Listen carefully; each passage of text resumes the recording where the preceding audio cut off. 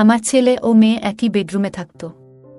একদিন গভীর রাতে হঠাৎ মেয়ের কান্নার মতো শব্দ শুনে আমি চমকে উঠলাম। শব্দটা এত অস্বাভাবিক ছিল যে আমার মনে অদ্ভুত এক উদ্বেগ তৈরি হলো। আমার মেয়ে ফিসফিস করে বলছিল, ভাই একটু আস্তে, মায়ের ঘর একদম পাশে। তার কথাগুলো শুনে আমার মনে সন্দেহ জন্মায়। আমি আস্তে করে তাদের ঘরের জানালা দিয়ে উকি দিলাম, আর যা দেখলাম তা দেখে আমার শ্বাস বন্ধ হয়ে যাওয়ার মতো অবস্থা হয়। আমার নাম অর্পিতা, আমি একজন সাধারণ গৃহবধূ। আমার দুটি সন্তান ছিল, একটি ছেলে এবং একটি মেয়ে। মেয়ে আমার নিজের সন্তান হলেও ছেলে আমার দ্বিতীয় বিয়ের পর আমার জীবনে আসে। তাদের বয়সের ব্যবধান ছিল 4 বছর। আমার মেয়ের নাম ছিল পায়েল এবং ছেলের নাম ঈশান। আমি ঈশানকে নিজের সন্তানের মতোই ভালোবাসতাম। আমার দ্বিতীয় বিয়ের আগে পায়েল হোস্টেলে থেকে পড়াশোনা করত। সে তার নতুন বাবা এবং ভাইকে খুশি মনে মেনে নিয়েছিল। তবে সে সিদ্ধান্ত নিয়েছিল যে তার পড়াশোনা হোস্টেলেই শেষ করবে। আমি তার ইচ্ছার উপর জোর দিইনি। সম্প্রতি পায়েল তার গ্র্যাজুয়েশন সম্পন্ন করে বাড়ি ফিরেছে। একই সময়ে ঈশানও তার পড়াশোনা শেষ করেছে। তারা দীর্ঘদিন পরে একে অপরের সঙ্গে দেখা করল। কয়েকদিনের মধ্যেই তারা চাকরির জন্য অন্য একটি শহরে যাওয়ার সিদ্ধান্ত নেয়। তাদের চাকরি একই শহরে হলেও ভিন্ন ভিন্ন কোম্পানিতে ছিল। তারা সিদ্ধান্ত নেয় একসঙ্গে থাকলে খরচ কম হবে। আমারও তাদের এই সিদ্ধান্ত ঠিক মনে হয়েছিল। তাই তাদের একসঙ্গে থাকার অনুমতি দিয়ে আমি তাদের কাজের জন্য অন্য শহরে পাঠিয়ে দিই। কিন্তু সন্তানদের চলে যাওয়ার পর বাড়ি খুবই ফাঁকা ফাঁকা লাগছিল। তবুও আমি জানতাম তাদের নিজেদের জীবন গড়ার জন্য এটি গুরুত্বপূর্ণ।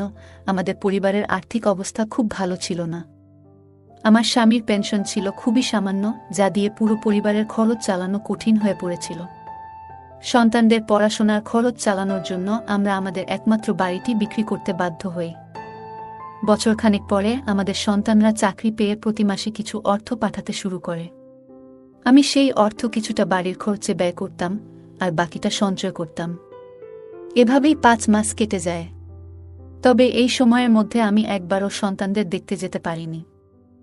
আমার স্বামী পক্ষাঘাতে আক্রান্ত ছিলেন এবং তার দেখাশোনার জন্য বাড়িতে আর কেউ ছিল না। 2 বছর পর দীপাবলির সময় ঘনিয়ে এলো।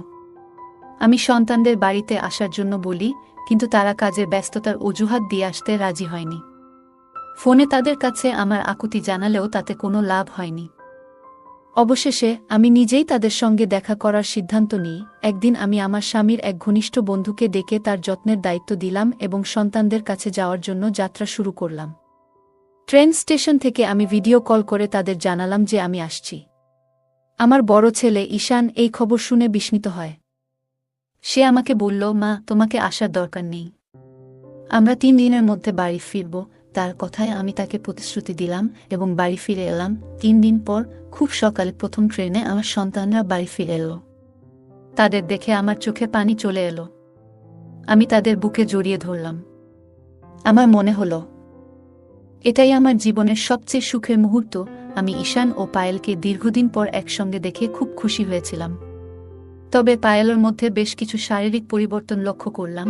গত 2 বছরে তার চেহারায় অনেকটা পরিবর্তন এসেছে। যেদিন তারা বাড়ি ফিরল, আমি লক্ষ্য করলাম যে তারা দুজনেই একসঙ্গে একটি ঘরে ঢুকে গেল। আমি ভেবেছিলাম পায়েল হয়তো তার ব্যাগ রেখে ঘর থেকে বেরিয়ে আসবে, কিন্তু 1 ঘন্টা কেটে যাওয়ার পরও তারা ঘর থেকে বেরোয়নি। তখন আমি চা ও নাস্তা নিয়ে তাদের ঘরে গেলাম। আমি বললাম, তোমরা দুজন কি এবার থেকে এই এক ঘরেই থাকবে? বাড়ির ছাদে আরেকটা ঘর আছে, ঈশান তুমি সেখানে চলে যাও, এই ঘরটা পায়েল থাকুক। তখন ঈশান বলল, না মা, আমি পায়েলকে ছেড়ে অন্য ঘরে থাকতে পারবো না।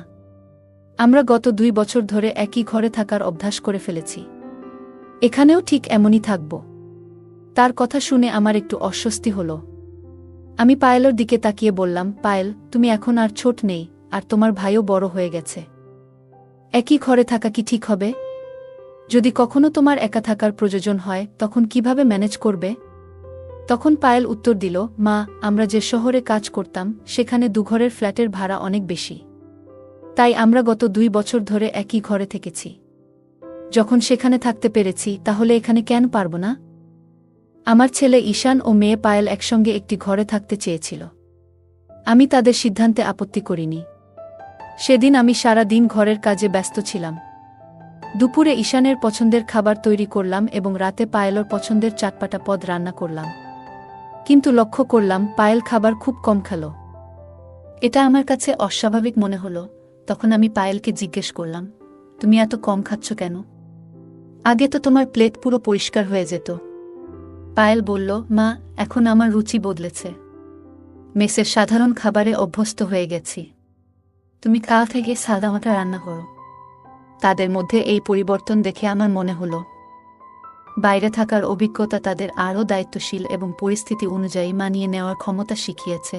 তবে আমি লক্ষ্য করছিলাম তারা দুজনই একে অপরের থেকে এক মুহূর্ত দূরে থাকতে পারছিল না।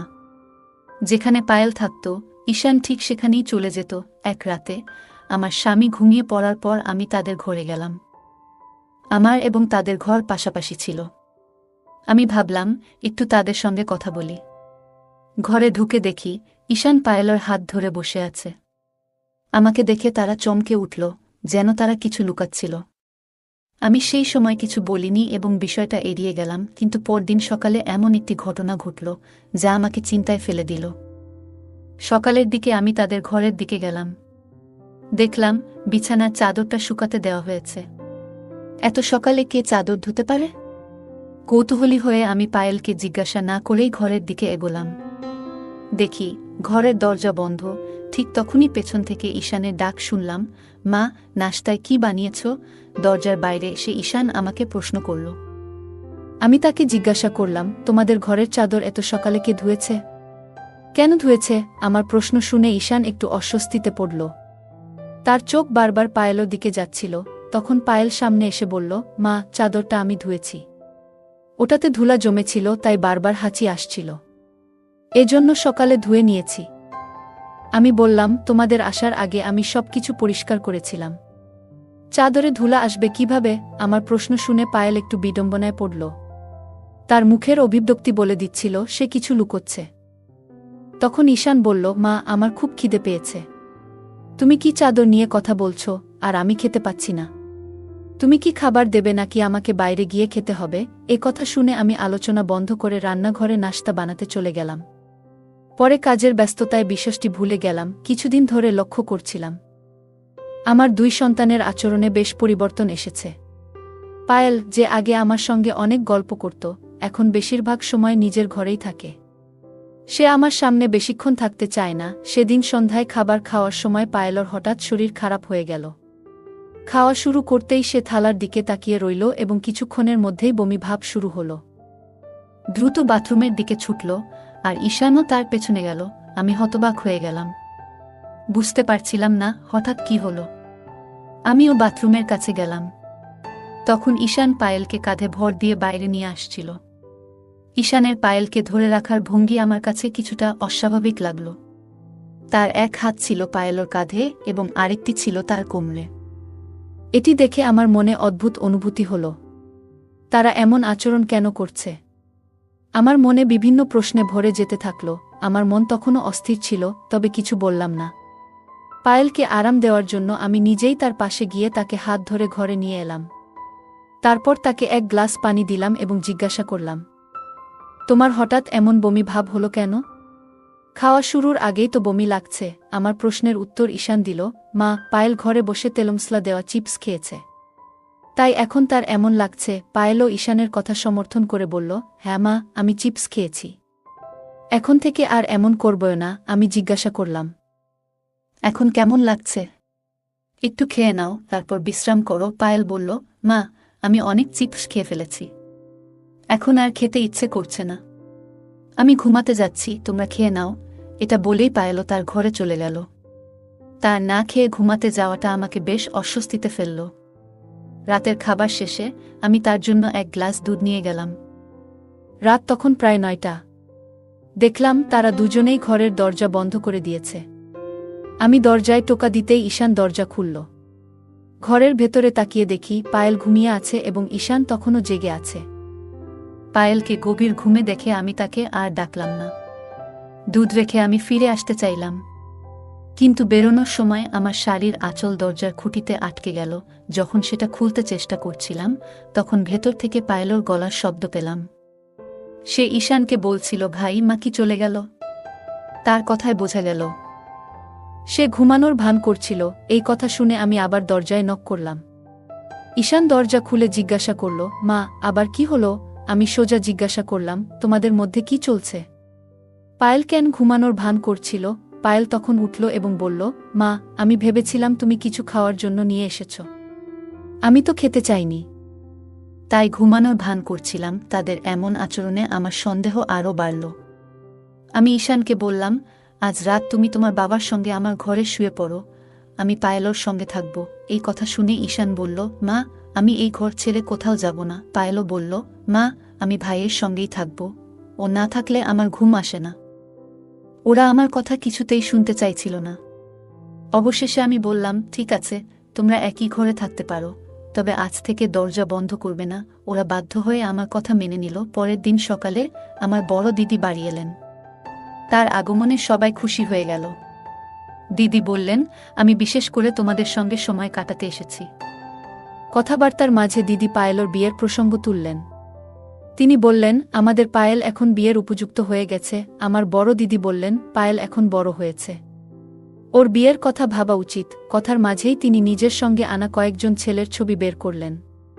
দিদি যখন পায়েলকে ছবিগুলো দিলেন, তখন ঈশান তাড়াতাড়ি ছবিগুলো নিজের হাতে নিয়ে নিল। ঈশান বলল, মাসি, এই ছেলেগুলো পায়েলের জন্য একদম ঠিক নয়। ওর জন্য এমন একজন হতে হবে যিনি আমার মতো স্মার্ট এবং সুন্দর। আপনি কেমন করে এমন বয়স্ক ছেলেগুলোর ছবি আনলেন?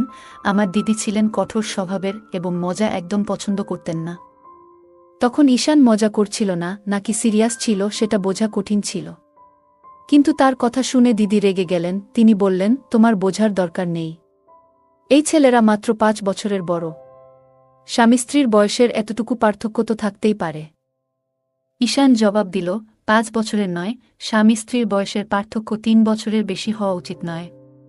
আমি নিজেই এমন একজন খুঁজে দেব যে পায়েলের জন্য একদম উপযুক্ত হবে। ঈশানের এই কথাগুলো আমার কাছেও অদ্ভুত লাগল। সেখানে পায়েলের বিয়ের কথা হচ্ছিল, আর সে নিজেকে পাত্রের সঙ্গে তুলনা করছিল। তাই আমি তাকে কিছু না বলে বললাম, তুমি এখন তোমার ঘরে যাও। ঈশান রুমে চলে যেতেই পায়েলও তার পেছনে চলে গেল। যখন ওরা দুজন রুমে চলে গেল, তখন আমার বড় দিদি, আমার বোন, আমাকে বলল, অর্পিতা, এই কথাটি আমি তোমাকে 20 বছর আগেও বলেছিলাম, যখন তুমি বিয়ে করতে চলেছিলে। তোমার স্বামীর সঙ্গে আমার কোনো সমস্যা ছিল না, কিন্তু তার সৎ ছেলেকে গ্রহণ করা আমার কখনোই ঠিক মনে হয়নি।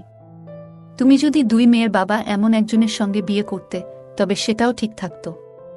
কিন্তু তুমি সৎ ছেলেকেও গ্রহণ করলে, যা আমার কাছে কখনোই গ্রহণযোগ্য ছিল না। এখন যেভাবে বাড়ির পরিস্থিতি দেখছি, সেটাও ঠিক মনে হচ্ছে না। তার আচরণে কিছু একটা সমস্যা রয়েছে। আমি আমার বড় বোনকে বললাম, দিদি, তুমি এসব কি বলছো? দিদি বলল, আমি জানি আমার কথা তোমার খারাপ লাগবে, কিন্তু আমি সবসময় সত্য বলি। আমি তোমার ছেলে মেয়েদের উপর একটুও ভরসা করতে পারি না, আর তোমাকেও করতে বলবো না। আমি পায়েলকে জানি, কিন্তু তোমার সৎ ছেলেকে তুমি এখনো পুরোপুরি বুঝতে পারনি। তুমি তাদের দুজনকে একসঙ্গে শহরে পাঠিয়েছ, এটা তোমার সবচেয়ে বড় ভুল। এখন তারা বড় হয়ে গেছে। তুমি কি জানো, শহরে ভাইবোন বন্ধুর মতো থাকে, কিন্তু সম্পর্ক বন্ধুত্বের চেয়েও এগিয়ে যেতে পারে। তুমি কি কখনো তাদের ফ্ল্যাটে গিয়েছ? না, যাওনি। আমি শুধু চাই তাদের সম্পর্কে এমন কিছু না ঘটুক যা আমাদের পরিবারের জন্য লজ্জার কারণ হয়ে দাঁড়ায়। দিদির কথা তিক্ত ছিল, কিন্তু এখন আমিও ঈশান আর পায়েলের আচরণ নিয়ে সন্দেহ করতে শুরু করেছি। কিছুদিন ধরে বাড়িতে একটা অদ্ভুত পরিবেশ তৈরি হয়েছিল। ঈশান আর পায়েল একে অপরের কাছ থেকে এক মুহূর্তের জন্য আলাদা হতো না। পায়েল যেন আমাকে এড়িয়ে চলছিল। সেই রাতে আমার দিদি বাড়িতে ছিলেন, তাই আমি তার সঙ্গে হলঘরে ঘুমিয়েছিলাম। দিদির কথাগুলো সারা রাত আমার মনের শান্তি কেড়ে নিয়েছিল। রাত প্রায় 2টা নাগাদ যখন আমার ঘুম ভাঙল এবং আমি পাশ ফিরলাম, তখন লক্ষ্য করলাম বাচ্চাদের ঘরের লাইট এখনো জ্বলছে। বিষয়টি দেখে আমি কৌতূহলী হয়ে তাদের ঘরের দিকে এগিয়ে গেলাম। ঘরের বাইরে পৌঁছানোর পর আমি পায়েলের গলা শুনতে পেলাম। সে বলছিল, দাদা, তাড়াতাড়ি লাইট বন্ধ করো।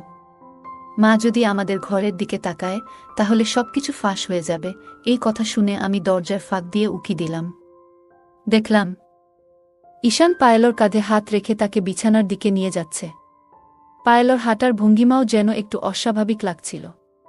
ঠিক কী ঘটছিল তা বোঝা আমার পক্ষে তখন সম্ভব ছিল না। আমি সেই রাতে তাদের কোনো প্রশ্ন করতে পারিনি, কারণ বাড়িতে আমার বড় দিদি ছিলেন এবং তার সামনে আমি কোনো অস্বস্তিকর পরিস্থিতি তৈরি করতে চাইনি। তবু দরজার কাছ থেকে স্পষ্টভাবে শুনতে পেলাম তাদের কথোপকথন। পায়েলর কথা মতো ঈশান ঘরের লাইট বন্ধ করল, তবে আলো নিভে গেলেও তাদের কথোপকথন থামল না। ঈশান বলছিল, শহরের ফ্ল্যাটে আমাদের উপর কেউ নজর রাখার ভয় নেই, আমরা সেখানে নিজেদের মতো করে থাকতে পারতাম, কেউ জানত না যে আমরা ভাই বোন। কিন্তু এখানে মায়ের নজর সব সময় আমাদের উপর থাকে, কোনো ব্যক্তিগত জায়গা বা সময় আর অবশিষ্ট নেই। পায়েল বলল, হ্যাঁ তুমি ঠিকই বলেছ, আমরা এখানে আর বেশি দিন থাকতে পারব না। যদি আমাদের কিছু কথা মায়ের কানে পৌঁছে যায় তাহলে সব শেষ হয়ে যাবে। মা বারবার আমাকে ডেকে কথা বলার চেষ্টা করছে। আমি যদি তার সামনে বেশি সময় থাকি তবে তিনি হয়তো সব কিছু বুঝে ফেলবেন। আমাদের যত তাড়াতাড়ি সম্ভব শহরে ফিরে যেতে হবে।